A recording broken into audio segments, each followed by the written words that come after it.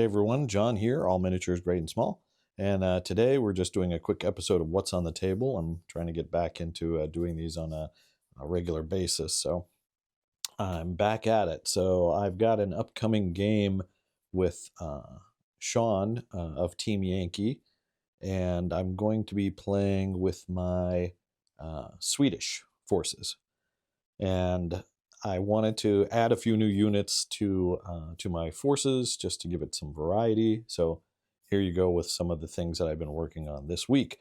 I added a unit of Centurions and then 2 units of Finnish support troops. These are T-72 FM2s, I believe they're called, and then these are Carnations, that's Soviet equipment that the Finns use. So they'll both be in my list as well.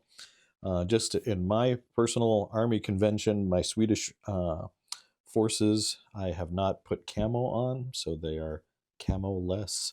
And the Finnish support units do have their Finnish camo, so that's one way to tell them apart, that they're not native Swedish troops. So be it.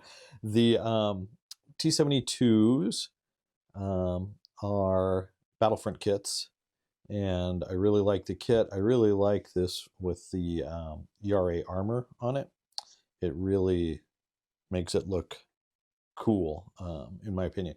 It gives it more texture to it, and just makes it look really nice.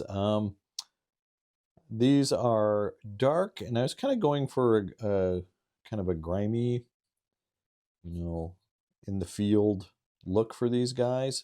I tried a new technique using some products from Pro Acryl to weather it, and I think it turned out okay. I'm not going to complain. But I created a unit of 3. Most of these units for the Nordic forces seem to come in 3s.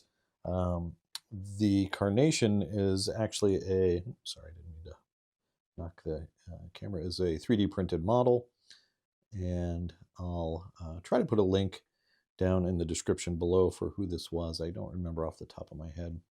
I downloaded this file quite a long time ago, so hopefully I can find that author and credit him, because the kit actually printed really really nicely.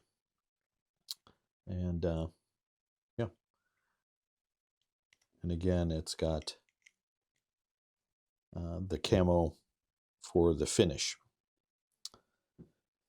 And then these British built Challengers for the Swedish forces. This is an alternative main battle tank to their S tank. I don't think the gun is quite as good, but they're more heavily armored. These, I really like the model. These are also 3D prints, and I want to say these are from Miller Brothers on Gumroad, is where I got them. He had a Finnish like a Swedish 15 millimeter Kickstarter a while back. I didn't back the Kickstarter, but I did purchase some of the stuff separately to flesh out my Swedish forces. And yeah, I think it turned out really well. There's still some work to do. I'm debating, I searched the internet and looked for like any kind of insignia or markings that they would put on these tanks, and I really couldn't find anything, even though the decal sheet comes with a bunch of Swedish flags and all that stuff. So I might end up maybe putting a flag on the side, even though that might not be 100% historically accurate, just to break it up, because it is a solid green. I did try to kind of add some variation with grimy colors, but I think I was far too subtle. It's really hard to see. And then I still need to go in and grime up the tracks. But anyway, that is going to be a Swedish battle report coming up soon. I don't know if it's going to be on the channel or if it's going to be on the Patreon, but it's going to be one of those 2 places. So there you go, guys. That's what I'm working on this week on the table. As always, thanks for watching, and keep on gaming.